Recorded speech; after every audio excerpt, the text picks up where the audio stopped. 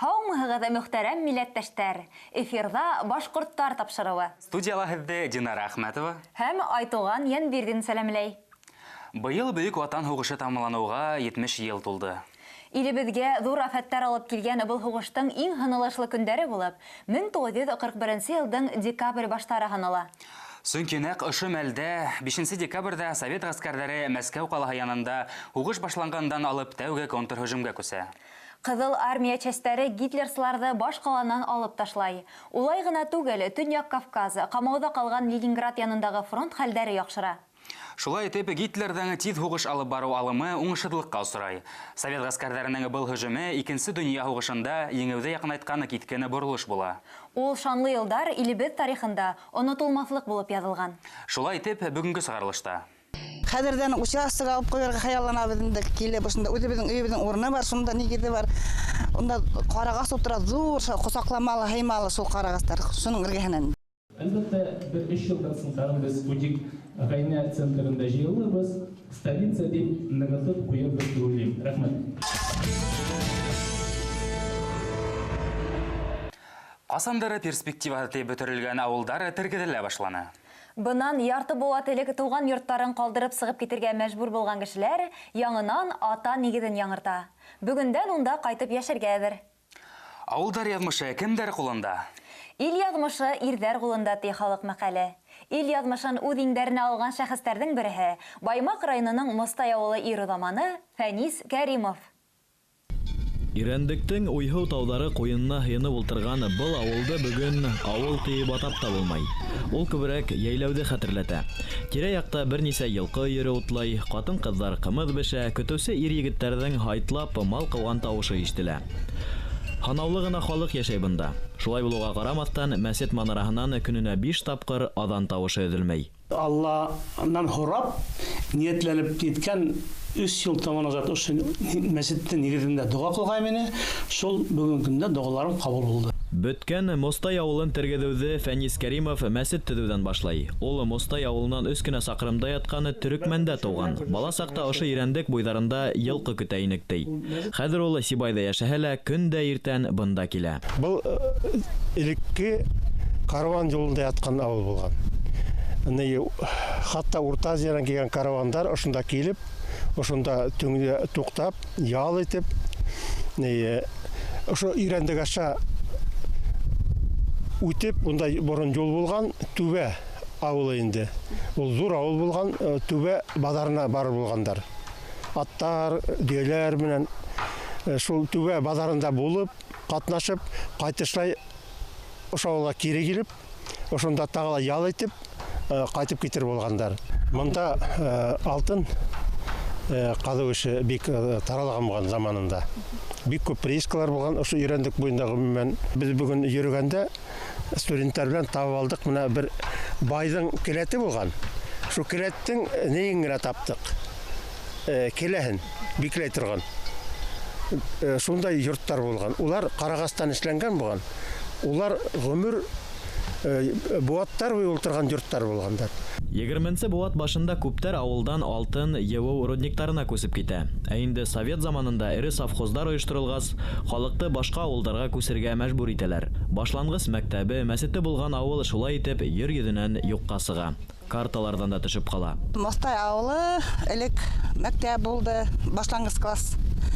Шунан беренсе үткәс, башланғыс класста менең апайымдар уҡыны. 20-ләп үй бар, 20-нән 6 ашу инде. Тыныс ине, күңелле ине, баласаға күп ине, йәштәр күп ине, ҡырҙан килделәр, өләсәйләренә йәй бойы күңелле була торған. Ҡарҙар яуҙы, өй бейеклек итеп, элек өйҙәр тәпеш булды бит, ҙур хәҙерге һәммәк түгел. Ошо тирәләрҙә үлән, мына эргәлә генә еләклек, еләгенә ла барабыҙ, һағыҙына ла барып, йыуаһына ла бөтөн нәмәһенә йөрөп торған инде. Боронғо Мостай ауылы урыны хәҙер йәй көндәрендә гөрләп тора. Бөтә республиканан халыҡ килә унда. Яйлау хужаһы Фәнис Кәримов ҡунаҡтар өсөн ял өйҙәре төҙөгән, тирмәләрҙә ҡорола. Һәр кем сихәтле ҡымыҙ эсеп һаулығын нығыта. Бында бер кем дә тәмәке тартмай һәм иҫерткес эсемлектәр ҡулланмай. Бер ирҙе алайым тип атты килеп сыҡманы шуан, икенсе урында ат алайым тип килеп сыҡманы шуан. Уйламаған урындан ошо совхоздың аттары, совхоз банкрот булған ине, шу банкрот банкка заложили, 20-50 7 бияне шуны хатып алдым инде. Хатып алып, ошонда үрсетеп бердик. Шуныһы үҙенсәлекле. Бында үрсетелгән аттарҙың барыһы ла таҙа ҡанлы башҡорт тоҡомлы. Эргә-тирәләге ауылдарҙа үҫкән, әммә атта һыуа йөрөй белмәгән йәштәр ылыға бында.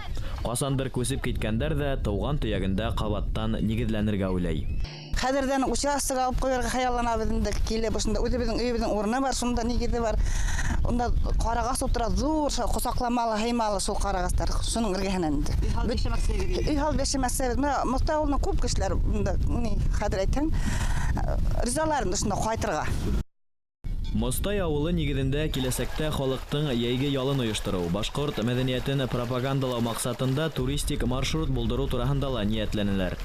Үҙ эшенә мөкибән киткән Фәнис Кәримов кеүек ир-уҙамандар барҙа был уйҙар һис шикһеҙ тормошҡа ашыр.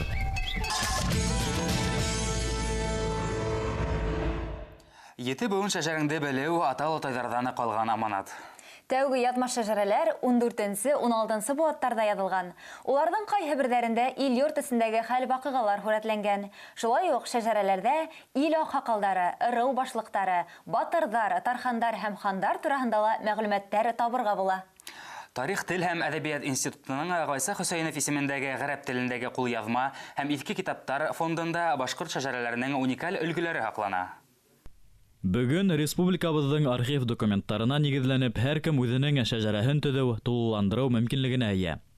Архив кәштәләрендә шулай уҡ боронғо башҡорт шәжәрәләре лә һаҡлана. Ғайса Хөсәйенов исемендәге ҡулъяҙмалар фондында 19-20 быуатта яҙып алынған 6 тиҫтәнән ашыу шәжәрә бар. Ҡулъяҙмалар фондында күпселек шәжәрәләр ҡәрәп яҙмаһында һәм бөгөнгө графикла яҙылған шәжәрәләр 20 быуат урталарында яҙылған шәжәрәләр бөгөнгө графика күсерелгән шәжәрәләр. Ҡулъяҙмаларҙан беҙҙең бабаларыбыҙ, ҡартатайҙарыбыҙ ҡасандыр уҡый белгәндәр бит инде һәм шуларҙы күсереп боронғо шәжәрәнән 20 быуат урталарында яҙып ҡалдырған шәжәрәләр дә бар. 1896 йылда Есаул Миңләәхмәт Ибраһимов тарафынан яҙылған 1000 ырыуы башҡорто кенәз Янбахтының шәжәрәһе бар. Ҡыпсаҡ, Бөрйән, Юрматлыларҙың һәм башҡа ырыу шәжәрәләре 70-нсе йылдарҙа махсус рәүештә Ғайса Батыргәрәй улы Хөсәйенов етәкләгән экспедицияларҙа йыйыла. Боронғо ҡулъяҙма эсендә яҙылған шәжәрәләр дә бар. Ағас рәүешендә төшөрөлгән шәжәрәләр дә бар һәм текст формаһында яҙылған һөйләү телмәре менән тарихи сығанаҡтар ҡайҙан күсеп килгәндәр һәм шундай шәжәрәләр дә бар инде. Ауыл тарихтары бәйләп яҙылып киткән. Шәжәрәләр төрлө тәртиптә төҙөлгән. Өҫтән аҫҡа, аҫтан өҫкә табан. Ағас олоно формаһында япраҡтар эсенә исемдәре яҙылғандары ла бар. 19 быуаттың 2-нсе яртына ҡараған шәжәрә инде.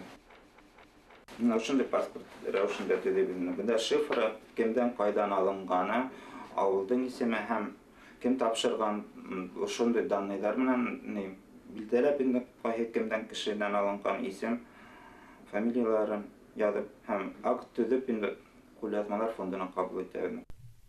Бүздәк районы Ҡаңны Төркәй ауылында йәшәүсе Ришат Юнысов ҙур шәжәрә төҙөгән. Быуындар теҙмәһен барлауға ул 2005 йылда ауылды нигеҙләүгә 500 йыл тулу айҡанлы ойошторолған сараға әҙерләнгәндә тотона. Шәжәрәдә яҙылған бит, ағас тамыры үткән быуын тип. Олоно хәҙерге быуын, япраҡтары, ботаҡтары киләсәк. Киләсәк быуындар ул тамырын, быуынын бөтөнһөн белһен өсөн. Элегерәк шәжәрә яҙылған ҡағыҙ иҫкереү сәбәпле уны күсереп яҙыу талабы торһа, хәҙер һәр кем үҙенең ата-бабалары исемлеген компьютерлаштырыу мөмкинлегенә эйә. Өҫтәүенә биҙәлгән шәжәрәне рамға урынлаштырырға ла була. Нәҫел ебендәге мәғлүмәткә ҡарап компьютерҙа йыйылған шәжәрәнең ҙурлығы билдәләнә. Һуңғы ваҡытта шәжәрәләр менән ҡыҙыҡһыныусылар күбәйҙе бит. Иң тәүҙә баяғы үҙемдең шәжәрәмде төҙөп, матур итеп биҙәп, өйөбөҙгә елеп ҡуйҙым мин. Ҡунаҡтар килә бит инде, шул таныштарым килә, шул дуҫтарым килә, шулар һәр береһе шул бөтәһе лә шуға ҡыҙыҡһынып, туғандарым да күрәйем. Һәр бер исем һәйбәт, яҡшы уҡылырға тейеш, хаталар булмаҫҡа тейеш. Һәр башҡорт ете быуынын белергә тейеш тигән аманатты онотмайыҡ. Силәбе өлкәһе башкорт авылдары Халйыгыт, Һеңрән, Бәкәтин, Әйле кабиләләренә карай. Уларның шәҗәрәләре ошо кабиләләрнең ыру башлыктарына барып тоташа. Өлкәнең Коншак районы Кадакбай авылы халкы үзләренең Халйыгыт икәнен шәҗәрәләр буенча раслаган. Касандыр Ялан Катай кантонына караган был авылдардың халык исәбен алу документтары Өфөлә саклана. Шәҗәрәләрендә ата-бабаларының исемлеген бер тиктә буынга тиклем асыклаган Кадакбай авылы халкы милли мирасты ихтирам итә һәм уны артабанда үстерү яклы. Кадакбай борынгы башкорт авылы. Уга 1760 елда нигез халынган дигәне фараз бар.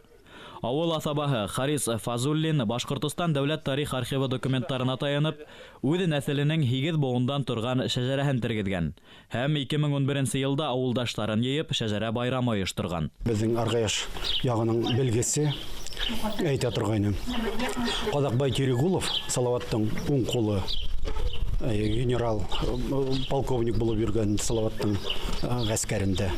Ул Халйыгыт башкорты булган. Улың сыгышы бына шул авылдан дип. Шәҗәрә буенча авыл халкының яртыһы Колбай заттары.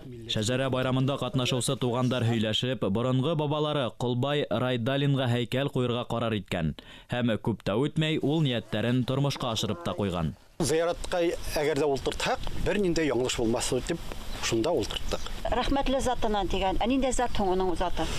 Безнең хәзер авылда Колбайдың заттары шундай. Загидуллиндар, Файзуллиндар, Фазуллиндар, Кульбаевтар, Аглиуллиндар,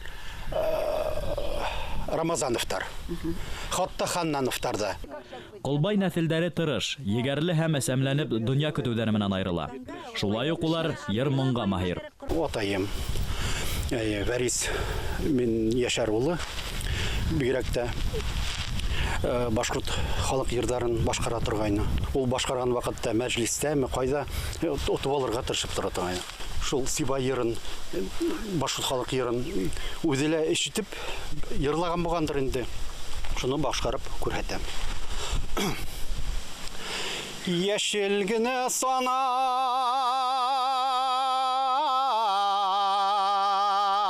зәңгәр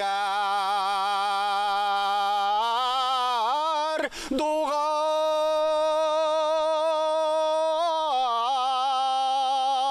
ектәрһенә Фатимам туратка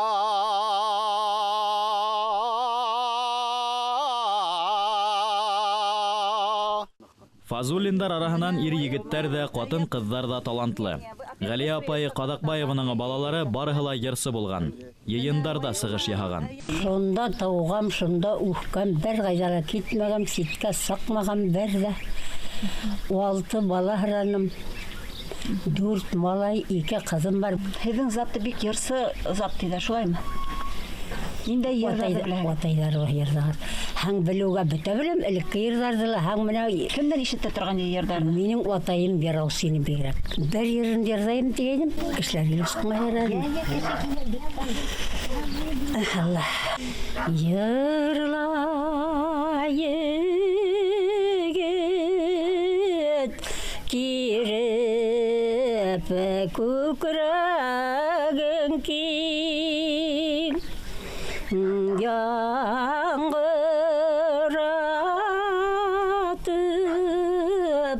уралдың буйдарын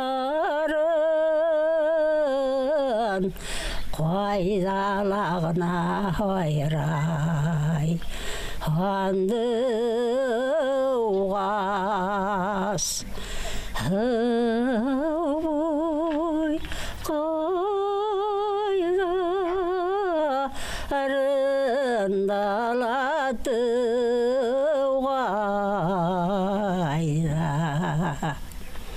Ой, молодец. болды. Матур йырлай. Матур йырлаган сакалак мәне көчле балам. Һеҙ радио булмаған һеҙҙең заманда, телевизор булмаған башҡортса эме? Атайығыҙың йырлағанын ғына. Көйҙәй тоғас. Хәҙер бер анау яҡтан ҡушылып биреп ебәрәләр ҙә, шаны бер отолған булып өйрәндерелгән. Радио, телевидение аша түгел, халык йырдары тыумыштан уларҙың күңеленә һалынган, йөрәгенә уйылган. Бөтмәс моң булып агыла ул. Халык йырдары ул борынгыны бүгенге, киләсәк менән тоташтыручы күпер. Борындан был яктарда халык йырдары яралган, оста яраусылар булган. Аргаяш районының Сәгыйт авылының тарихи шәхесе Мөхәммәд Колый Көсөковка халык багышлап сыгарган Колый кантон йыры башкорт йырының классик өлгеләренең береһе. Кадакбай авылы таланттары ла башкорт йырын яшәтүче һәм уга ян өрүче шәхестәр. 1941 елда хәрби топографтар Рәсәй авылдарының исемлеген төҙөй. Ул исемлек хәзерге заманда Мәскәүдә дәүләт архивында һаклана. Был исемлектә Пермь губернаһы Аса өйрәненең 28 башкорт авылы теркәлгән. Улар араһында Елпачиха авылы бар. Киләһе язма Елпачиха авылында узгарылган сара Гайнә кабиләһе йыйыннан әзерләнде. Һуңгы халык исәбен алу мәгълүматлары буенча Пермь краенда 50 000 тирәһе башкорт теркәлгән. Уларның күпселеге Барда һәм Чернушка райондарында көн итә. Гайнә кабиләһе йыйыны төбәктең иң борынгы авылдарының береһе Елпачихада узгарылды.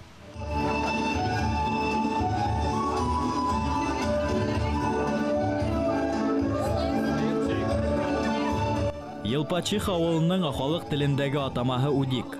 Ул Касандыр волость үҙәге беренче башкорт кантоны булып торган. Электән административ үҙәк һаналганы был авылды гайнәләр һуңгы елдарда Удик гайнәләрҙең үҙәге дип атай башланы һәм мөһим сараларын ошо авылда билдәләй. Мәсәлән, быел улар авылга нигеҙ һалыныуға 800 ел тулыуҙы уҙғарған. Гайнә башҡорттары риүәйәттәрендә улар был биләмәләргә 1199 йылда төпләнә тип әйтелә. Быйыл без бик узыр күләмле бәйрәм 800 ел бәйрәм үткәрдек. И шуның максатын ныгытып куйыр өчен, дәлилләр өчен бу 800 еллык гасырны безгә үткәрергә насип итә бу научно-практический конференцияны. Бу күргәзмәдә сез борынгы шәҗәрәләр күрәсез. Иң борынгы шәҗәрәсе булып тора инде безнең Адугутлар шәҗәрәсе. Яшь буынга тапшырыр өчен бу шәҗәрәләр бик зур максат уята. Гайнә башкортларын күтәрер өчен бик зур дәлил бирә инде. Һәм без уйлыйбыз, бу шәҗәрә, бу бәйрәм безнең 15 ел белән бетеп калмас. Әлбәттә, бер 3 елдан соң тагын без Удик Гайнә центрында җыелырбыз. Столица дип ныгытып куябыз дип уйлыйм. Рәхмәт. Гайнә йыйынында Башкортостандан һәм Пермьдән галимдар, тарихчылар, крайҙың Чернушка, Куяҙы һәм башҡа райондарынан вәкилдәр катнашты. Йыйында катнашыусылар ошо ерҙә быуаттар буйына йәшәгән нәҫелдәрҙең шәжәрәләре менән танышты. Менә бу фотография уникальная. 1873 елда Пермьдә төшерелгән фото. Менә аның малайларында Хөсәйен и Миржижан. Менә аның кабере. Хәзер дә кабердер бу таш исән. Сайдашев Мухаммеджа Гузаир. Уездный судларда катнашкан, защищать итеп безнең башкорт җирләре спорларын. Йыйындың гыйльми өлешендә Башкортостан һәм Пермь галимдары исеменән Юлдаш Йосипов һәм Александр Черных йөкмәткеле докладтар менән чыгыш яһана. Основная суть людей, которые непосредственно занимаются этнической историей и транслируют ее населению, именно суть в том, чтобы объединить вот эти все разные выводы и сделать какой-то продукт, по которому люди могут примерно хотя бы понять, где действительно находятся их корни или хотя бы некоторые элементы их культуры, откуда они исходят. Антропологи еще, насколько мне известно, в 80-х годах Эльза Камиловна Хуснудинова и Ренат Иванович Юсупов обследовали гайнинцев именно на генетическом уровне. У них выявилась так называемая гаплогруппа R1b, который весьма оказался характерен, однако отнюдь не азиатским кочевникам, а народам, проживающим где-то на западе Восточной Европе, наверное, ориентировочно ближе к Юго-Восточной Европе. Крайней точкой появления здесь гайнинских башкир, именно мужской его части, Y-хромосомы, самой поздней точкой можно охарактеризовать примерно до Кыпчакский период. то есть период, возможно, хазарского каганата, может, еще более ранние периоды. И с учетом этого мы должны как-то стараться реконструировать этнические процессы, в том числе и на территории Пермского края. Все вы знаете, что башкиры Пермской губернии, как и других, находились в составе казачьих формирований и принимали активное участие в войне 1812 года, участвовали в об охране Оренбургской пограничной линии. Эта страница в истории пермских башкир. Мы о ней знаем, но, как мне кажется, до настоящего времени она вот не вполне еще освещена в научной литературе, потому что мы знаем, что здесь проживали ветераны, и большая часть участников 1812 года Пермской губернии это как раз были башкиры, в том числе Ганинской волости. Говоря об этнических процессах, конечно, надо остановиться еще на том, что в конце 19-го, начале 20 века происходит вот та тенденция, которую мы наблюдаем в настоящее время.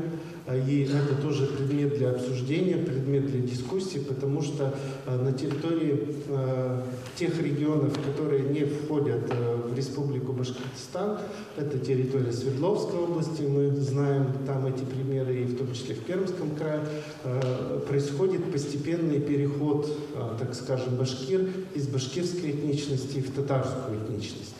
Причин этому много, можно об этом тоже рассуждать достаточно долго. Если мы приведем примеры из Пермского района, то вот, конечно, достаточно показательны материалы по селу Каяново.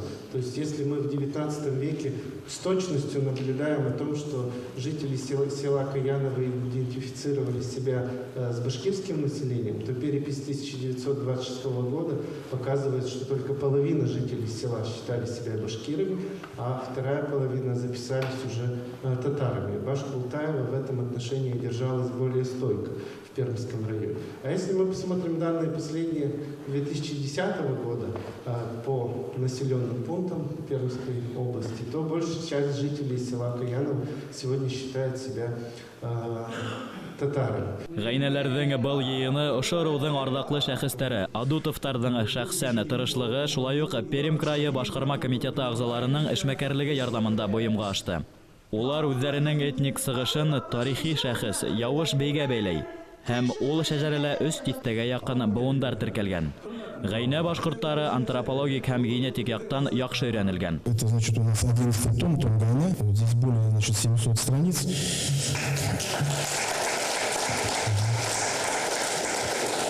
Вся текстовая часть, в общем-то, она выверена, и она является плодом долгих размышлений, плодом наших долгих исследований. Ну, в общем-то, проект, как уже говорилось, касается истории башкирских родов. У башкирского народа более 40 родов, это не 7 родов, как вот у нас, значит, обычно говорят, вот на гербе 7 Етару, 7 вот этих лепестков Курая. На самом деле не так, это, в общем-то, больше такая сакральная цифра. Ну и поскольку в Зурале некогда существовало на самом деле объединение 7 башкирских родов, Етару, это еще с периода Ногайской Орды осталось, у казахов тоже, кстати, это осколок этого объединения называется Джутару. Уже у революционных русских писателей они стали башкир называть семиродцами, и вот как-то вот эта цифра сакрализировалась, то есть она далека от истины, родов более 40. Елпачиха Удик киләсәктә лә Гайнә башкортларының гына түгел, бөтен Пермь башкортларын берләштергән бер үзәк булып калыр дигән өметтә таралышты иында катнашучылар. Я живу в Германии, да, уже давно, не теряя связи со своей родиной, и не хочу терять, и не потеряю никогда. Все, что я могу, делаю, именно, чтобы о нас не забыли, чтобы о нас все знали не только в Европе, но и во всем мире. Сегодняшние проекты – это строительство памятника дружбы народов в деревне Лейпциг Челябинской области, посвященный казакам, в том числе башкирским казакам, которые участвовали в этой битве народов у Лейпцига. В Ганинском крае я начал проект «Открытые ворота России», «Возрождение». В этом году я его открыл и закончил. И проект уже развивается, берет в российских масштабах. Вы знаете, снял документальный фильм «Звуки Курая на сцене». И вы, может, даже не поверить, но благодаря этому фильму сейчас в Европе очень хорошо знают о башкирах. Я сейчас не хвастаюсь, но я хочу сказать, что наш народ уникальный, и сейчас начали этим даже интересоваться европейские специалисты. И сейчас, когда мы приходим на бивак в Германии, в Лейпциге, каждый год, который проходит в октябре месяце, наш бивак постоянно заполняется европейские солдаты. Они все к нам приходят, именно башкирский бивак, потому что им это все интересно. Hürmetli телевизор караусылары, ошының менен тапшырыбыз тамам. Тәкъдимдәрегезне, теләктәрегезне әле экранда күренгән tv-rb.ru сайтына язарга яки Өфөләге 251-73-92 телефонына шылтыратып yetkерергә мөмкин. Һау булыгыз. Киләһе очрашуларга тиклем.